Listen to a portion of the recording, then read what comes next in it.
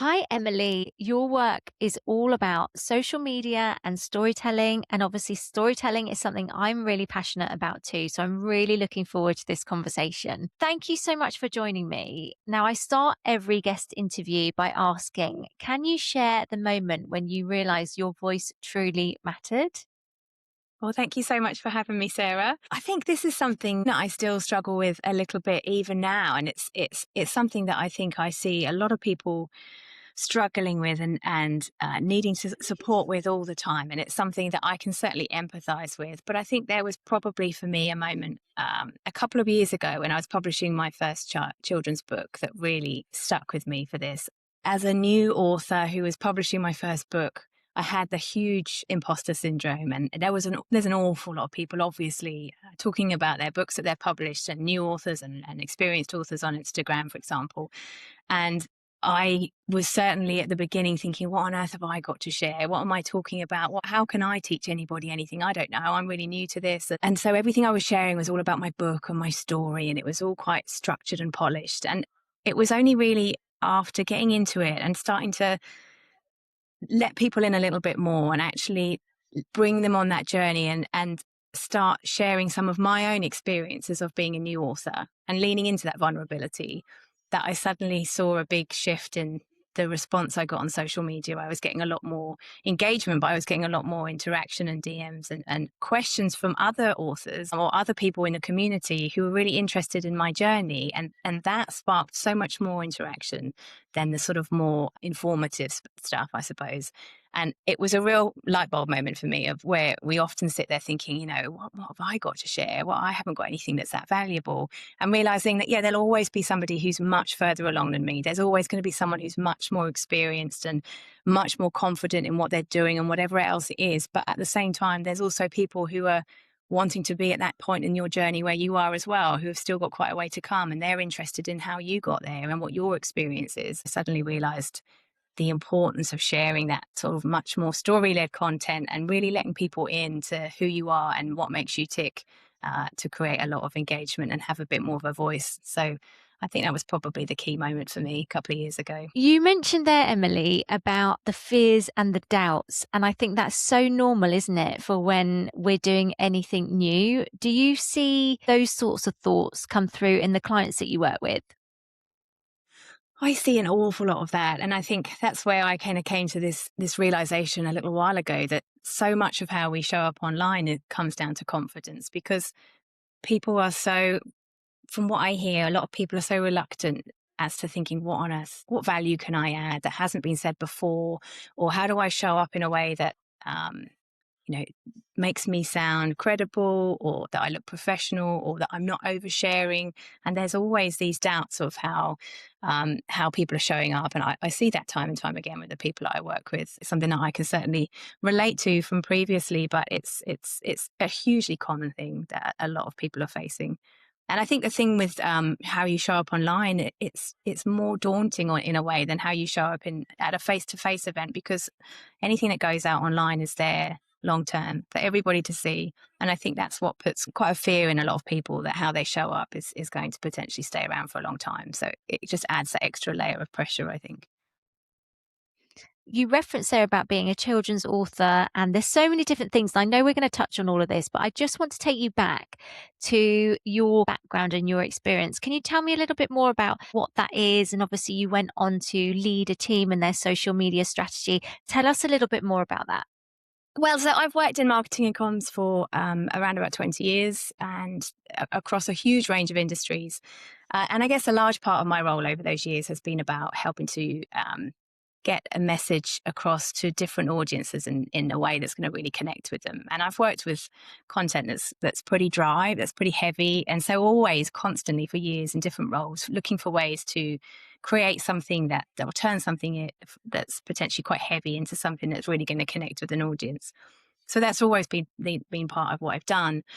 And then 4 or 5 years ago, I stepped into a role to lead the social media for a global consultancy and to help with initially putting together their social media strategy. And after leading and working in that team for 4 years, it became obvious to me the content that was really, really landing was the stuff that was talking about people connecting with other people and the experiences that we were having. And whenever our CEO would speak, that always landed really, really well, and certain senior people across the business.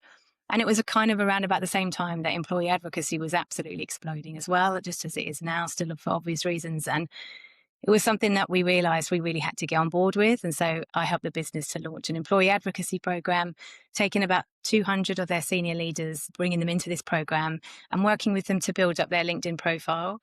And that was probably one of the most crucial times for me, where I realized, actually, these people are really senior. These people are really experienced in what they do, hugely, hugely knowledgeable people. But you put them on social media or you get them anywhere in their LinkedIn and they would just freeze. They didn't know how they should show up in a way that was going to still be credible, professional, what they had to say, how to say it. And that was really fascinating for me. That was kind of another real light bulb moment, I think, where I realized this was potentially an area I could really help people. And then at the same sort of time, I was publishing my first children's book, and then a year later published my second one. And while I was doing this, although they're very different, and children's storytelling is you might think really, really different to working in the business content strategies, but actually the kind of content that you share on social media is very similar into how it's put together, or it should be really, to how we put together children's storybooks. And there's a similar sort of format and similar sorts of things that are really important. And this became really obvious to me about the overlap between what I was doing in these two different areas that I was working in, that there was a real similarity that I wanted to be able to bring together, which is what made me decide to then set up Telling Tales Media to help founders who are generally the face of their business to be able to find and tell their stories in a way that felt really genuine to them, then that felt easy for them to be able to show up consistently with a clear plan that was based on something that was very real to them. Emily, something I hear a lot is that my story is not worthy. And something I say is, ChatGPT can't write your story for you. It's unique to you and only you. You share a similar kind of philosophy that everyone has a story worth sharing, don't you? Yeah. Yeah, absolutely. It's probably one of the biggest parts of my business, really. And even more so than ever in the age that we are at the moment with AI, the way that we used to be able to show up on social media and online was very different. And there was much more of an acceptance for being much more polished and professional. And certainly for me, having worked in marketing for 20 years, albeit long before social media was really a thing for us in marketing, it was sort of drilled into us then that, you had to show up really, really professionally, really polished. Everything had to be really perfect. For anybody in my sort of age bracket, I guess, we've kind of grown up with that mentality. It's very, very different now. And it's quite a hard shift, I think, for people to put themselves in that position where they're not having to do everything really perfectly. But I think what comes with that as well is therefore showing up much more as yourself and bringing that story to reality is a huge vulnerability. And I think it's easier and it's safer to hide behind something that's more polished because, they're not having to be as vulnerable. And people want to be taken seriously on social media, certainly on platforms such as LinkedIn. I hear an awful lot of people worrying about them not seeming credible enough, or they want to be taken seriously, and they're building a reputation for themselves. And to be showing up as yourself, there's so much confusion, I think, a lot of the time around that boundary between sharing your story and showing up as yourself, but not oversharing and not going into that really personal territory, which is a huge thing that I come across all the time with founders. And quite honestly, it's something I feel myself as well. I'm not a huge oversharer when it comes to my personal experiences outside of work. And that's a huge thing that comes up. And I always tell my clients this: you do not have to be completely oversharing your life to be building your story and sharing your story for your business online. So, it's definitely something that comes up. And I think it does a lot come down to that vulnerability of allowing people to see the real face behind the business. But everybody has an amazing story to tell, and it's the reason why you are who you are. And there's always going to be, I think I had a really great experience of this a few weeks ago, and I joined an event where there was a whole bunch of other people who do a similar role to me online at a conference. And there was probably a good 100 of us doing a similar thing, But what really stood out to me was that none of us were bringing the same things to that role. We all had something. We all had a slightly different angle that we could take on something. We all had a different enthusiasm or a different vulnerability or something that we were a little bit more expert in. Or we all had something very different because we were coming at it from a very different angle. You know, some people have studied what I do. Some people had just learned it on the job. Everybody was different. And I really, really valued that. I didn't walk away from that event thinking, oh my goodness, there's so many of us doing the same job. I walked away from it thinking, that's amazing. We've all got something really different to bring to the table, and I loved that. And that's what I always try and help my clients to understand. That's a really important reframe, isn't it? Because you can go to perhaps networking events and there'll be other people there doing a similar thing to you, and it's really hard kind of not to compare yourself. But I think when you look at it from what you're saying, and actually everybody brings a different perspective, that's a really lovely kind of way to look at it. You said something there which was really refreshing, which was you don't have to share your entire life online. And I think it's about getting that balance, isn't it? In my own experiences, when I finish work on a Friday, I don't want to be all across social media all over the weekend. And I won't because that time is quite precious to me. And also, I don't share photos of my kids and things like that. It feels like there can be a balance there. So I think you saying that will be really, really welcome to the listeners to this podcast. Yeah, I think it's so important. And I think, there will be people out there who that's how they build their brand, and that's fine. If that's where you're comfortable, that's one of the other really important messages is, you have to do this and show up in a way that feels comfortable to you. There's no point trying to be somebody else or trying to do it as somebody else's because you're not being genuine to yourself and who you are, and therefore that will come across. And so you have to do what's comfortable to you.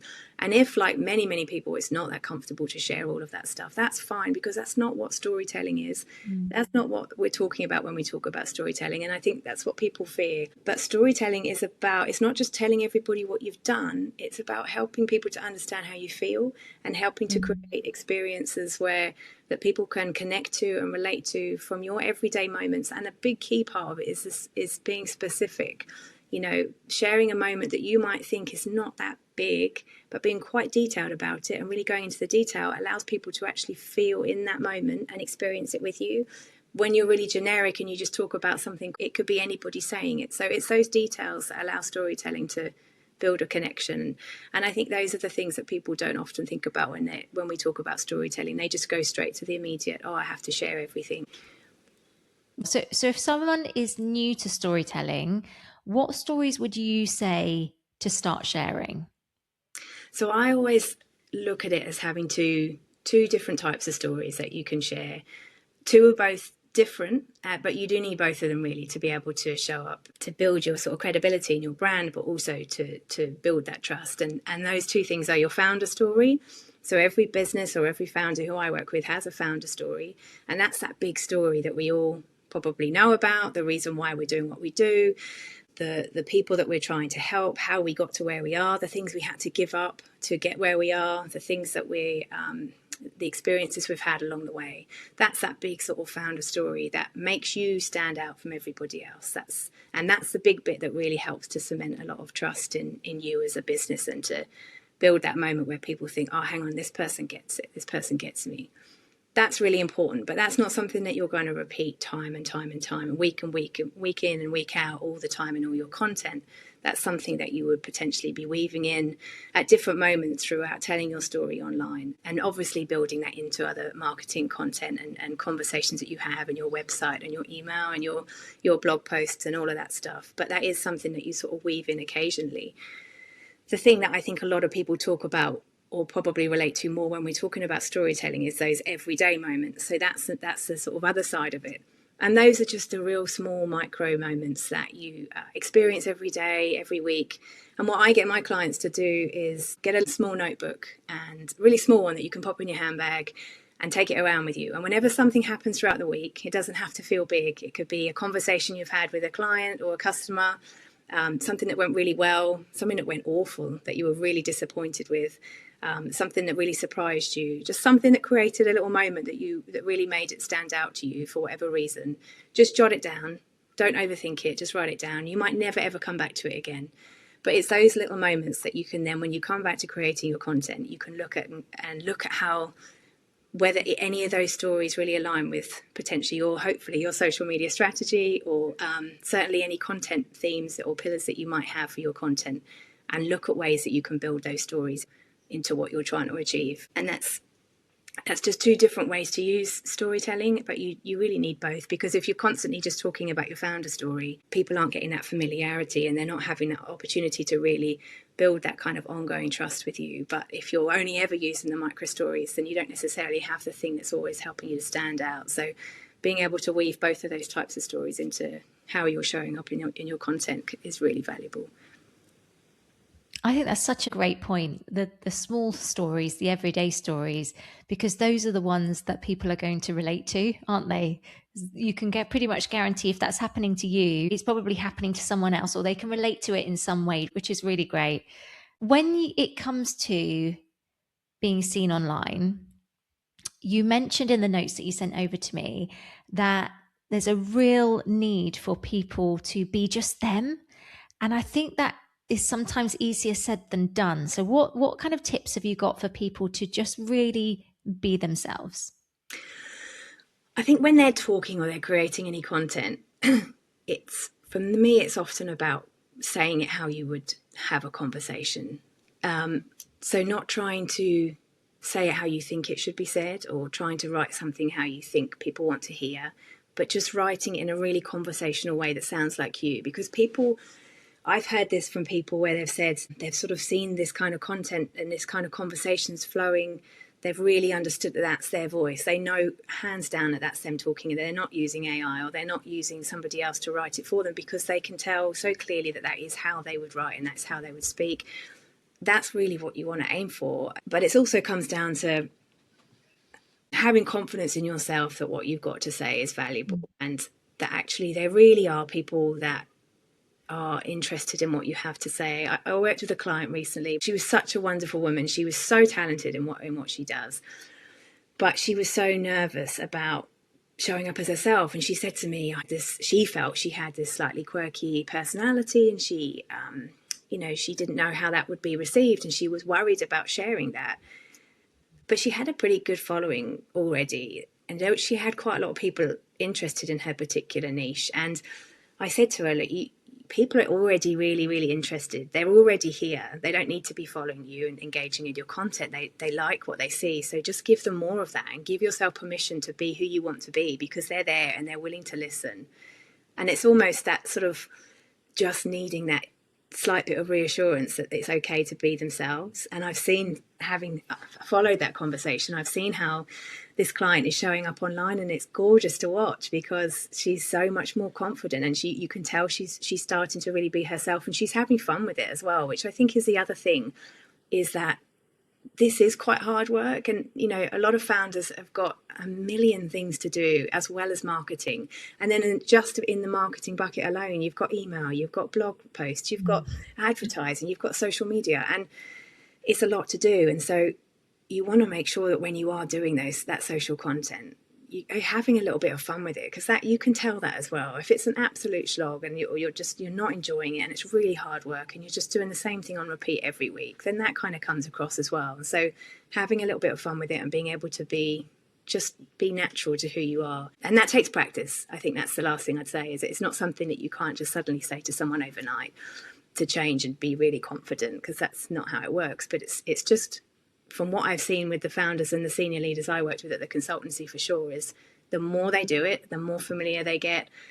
Certainly the more reels they film, for example, the more they do that, the more confident and comfortable they become. And that's just something that happens over time. I can completely resonate with that. And what you said there about almost like a switch flicking of actually that client could show up as herself and she would be received really well. I had a similar thing happen to me kind of this time last year, where I just decided to really be authentic and be myself and see what happens. And it brought the joy back into the business. Actually, it was really lovely. Yeah. And I wanted to talk about AI, because when we use our voice for storytelling on social media, it's really about having that trust in your voice, isn't it? And do you think we're becoming more and more savvy now to AI copy and actually using that in a good way to help our strategy rather than relying on it? What's your thoughts around AI? Well, first of all, are we becoming more savvy to it? Definitely. I think we're all recognizing a copy that's been written by AI for sure. But I think that's where we have to lean on storytelling so much more. And coming back to what I was saying about the specific details, no matter how much it knows your voice, no matter how well you train it, it's not designed to know the things that you know. It doesn't know the Mm. experiences that you've had. It can't bring in those moments. It can't ask you about those things that it doesn't know about. And so that's where it's so important to draw on your experiences and to build that into what you're talking about. Because if you don't, it is all sounding very much the same. It is all sounding very generic. My take on AI, though, in terms of how I use it for my business and for social media, I think it's got a place for sure. I think it can be really, really useful if you train it properly and you know you're not just asking it to do things with no context. You obviously have to build in a lot of understanding so it knows exactly who you are, what your brand is all about, what you're trying to achieve, who your audience are. But I think it's also not about, I never ask it, I don't know, I'm not asking it to write my content. I think Mm. it can be really useful for processes and helping to come up with ideas or helping to sort of sense check an idea that you've got. But if you're writing copy for social media, that really needs to be done by yourself. That's got to be in your voice. And even if you've trained AI, in my experience, it's still not going to be able to draw on those experiences that you really can tell. I've noticed that in some emails that I receive, where AI has obviously been used, you do lose that trust. And business is built on trust, isn't it? You talk about having kind of a storytelling framework, a strategy. What does that look like for someone who's perhaps just starting out? So I get asked how to build storytelling quite often into day-to-day content plans. Like I think a lot of people who are starting out or have been going for a little while in social media particularly, they might have a content plan, so they've got a calendar mapped out and they've sort of got a rough idea of what they want to say. But a lot of the time when you really drill into that, that's based on what they either have been doing that week and what they think might be useful or what they think their audience might want to know about. And that's where I really lean into social media strategy with those clients and really demonstrate the value of having that, because once you've got a really clear strategy in place, it's not just about what you're doing, it's about why you're doing it. And that kind of changes everything. That makes a really big difference to what you create and how you create it, and therefore the stories that you tell. Audience is probably one of the biggest things that I ever talk about when I work with anybody, because it's, for me, it drives everything. Every single thing that you do, every way that you show up on social media comes down to how well you know your audience. If you don't know your audience, and I don't just mean, when I ask people that, sometimes they might say business owners, small business owners, Mm. and I say no, but what's actually worrying them, what's troubling them, what are their real challenges, what's keeping them up at night, what are they really interested in, what really understanding, and why they're showing up on social media, what they're looking for, what you can support them with. When you really drill into that, that allows you to design your content and your strategy based around what you can deliver and what they need and what they want. And you can tailor you can create your content themes and your pillars or whatever you want to call them, so that you've got a consistent stream of content that's all aligned with what you're trying to achieve. And that's where you can thread in your story. So that's where a lot of people who do have a strategy or are thinking about having a strategy, they'll come to me and say, that's great, but how do I build just everyday stories into that? Where do they fit with the content pillars and the strategy itself? And that's where it's, you sort of look at, or I always advise to look at the strategy as the, or your content pillars as telling you essentially what to post, but using your stories as a way to do that. And that's sort of the method of how you deliver that message. So having a clear strategy, I think, is just the key for everything. And without that, it's just really difficult to know how to show up and what to be sharing that's actually going to be valuable, because a lot of people are getting on board with storytelling and a lot of people are starting to try and do it. And that's great. But if it's not aligned to your business and it's not aligned to what you're actually trying to do on social media, then it's just stories, and that's it. There's still got to be a purpose behind them, because it's still a marketing platform, and it's still something that you want to help grow your business, even if that is just about building community, or it doesn't have to be about driving sales, of course, but whatever your goal or your purpose is on social media, you still want to make sure that your stories are aligned with your content strategy. You spoke earlier about being a self-published children's author, and that the framework within a children's book actually has parallels with storytelling in business. Can you tell us a bit more about that? Well, maybe I can start with a quick story on that, actually, while we're here. But I'd written my first children's book about a little crocodile who was really nervous to try a gymnastics class. And she repeats this motto, or this mantra, all the way through the story: I think I can, I think I can. And it's all about building her confidence, so that eventually, at the end of the story, spoiler alert, she builds her confidence, she does the class, she loves it, and she can't wait to go back. And part of the purpose of doing it, as a slight tangent, was just about helping to build up children's confidence and helping them to believe in themselves. So I published this story, and a couple of weeks after I published it, I got an email from a dad who said that his daughter had been in the playground and she'd been really nervous to try the monkey bars. And he heard her say to herself, I think I can, I think I can. And she managed to make it to the end, but with a bit of help from him, I believe, to finish the monkey bars. And it was such a wonderful moment. I did have a tear, I did cry. But it was such a lovely moment, and it really made me think about what is it that makes it land? What is it that makes a children's story like that land? Like, how did that message get through to somebody that I don't know? And there's a lot of parallels to creating social media content in a business sense. And to answer your question now, so being really clear on who your audience are, and like I've mentioned, and that's really true for children's storytelling as well, because children of all ages require different things. And so being really, really clear on, okay, what do my audience need? When I wrote my first book and I sent the very first copy to my editor, I thought I knew what I was talking about. I have 2 children of my own, and she came back to me and she said, this is great, but children don't think like this, so we need to cut a whole bunch of this out, because they're not going to think about it in this way. Now, to us adults, we're thinking about things in a certain process, so to me that made perfect sense.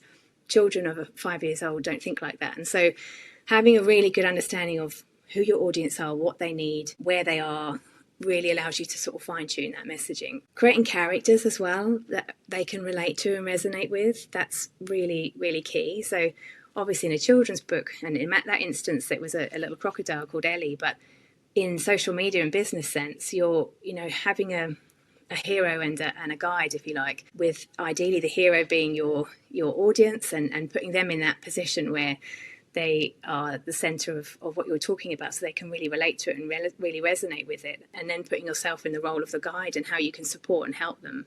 Just being really clear on what those characters are, or what those positions are, and what role you play to support them. And then obviously really clear, simple messaging, not being really quite ruthless with your editing. And I think certainly for platforms like Instagram, that's really important, or it can be. And then sort of thinking visually as well is quite important. So that's a huge part of writing children's books, and how you're going to actually bring that to life on the page. And well, for social media, that can be really important as well.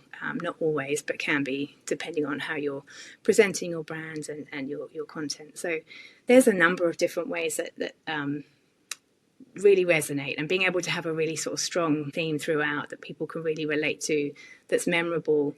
And that certainly in my instance with the books I've done, it's certain mottos or certain things are repeated. And I think that's something else that people worry about a lot with sharing content on social, is repeating the same thing over and over. And they're worried that people are going to get bored of what they have to say. And I always say to people, apart from the fact that's really important in marketing, to be repeating your messaging so that it does land, because on social media, your followers are never seeing all your content that you're sharing. And so being able to repeat that message over and over in different formats is really important. Emily, I'm just thinking about listeners for this podcast. They might have perhaps an interview coming up, or maybe a talk, some kind of speaking opportunity. Where would you say to them to start incorporating their stories? I think stories can be built into nearly anything that you're doing, or any conversations that you're having, where you're wanting to share something of yourself, share some experience that you've had, talk about part of your business, or something that you offer, or an experience, or a way that you can help people, or if you're looking for a way to engage with people and drive a conversation, story is a really great way to do that. It just allows you to leave them with something that's going to be a lot more memorable, that they can engage with, they can connect with, but it also gives them an opportunity to get involved and to spark something in them that might trigger a response that they're going to be able to engage with and come back to you on. So if it's a podcast, it might be then getting in touch with you directly. If it's a blog post, it might be them replying or leaving a comment in the blog, something that's going to sort of trigger an emotion, I guess, or trigger something in somebody that's going to make them want to engage with you and connect with you. But really, stories can be used in any kind of marketing opportunity that you have. Emily, so we've covered such a lot today. If anyone would like to know more about you or how to potentially work with you, where should they go? Probably social media is a good place to start. So you can find me at Telling Tales Media on Instagram. You can also find me on LinkedIn at Emily Bardwell, or just drop me a DM on social media. I'd love to hear from you. So, Emily, to wrap up the episode, I like to ask my guests to complete the blank. If they could encourage listeners to speak with, whether that's a word or a phrase, can you tell me what you would say and why? I would say the to speak with the courage to sound like themselves. And the reason I say that is I do think it takes quite a lot of courage to be yourself and to let people in and see the real you. But I think believe that people want to hear from you. And I think it's very common for many of us to think that if other people know what we have to say or the knowledge that we have, so why should I share that? But actually, when you start to break down those barriers and you let people in and you let people see and hear the real you, you realize actually there's a lot of people that are really interested in what you have to say. And so having the courage to just let that out to allow you to connect with the right people has a lot of benefits. So I think having the courage to sound like yourself. Oh, some wise words there to end the episode with. Thank you so much, Emily. I've really enjoyed our conversation. Thank you so much for having me, Sarah. It's been great.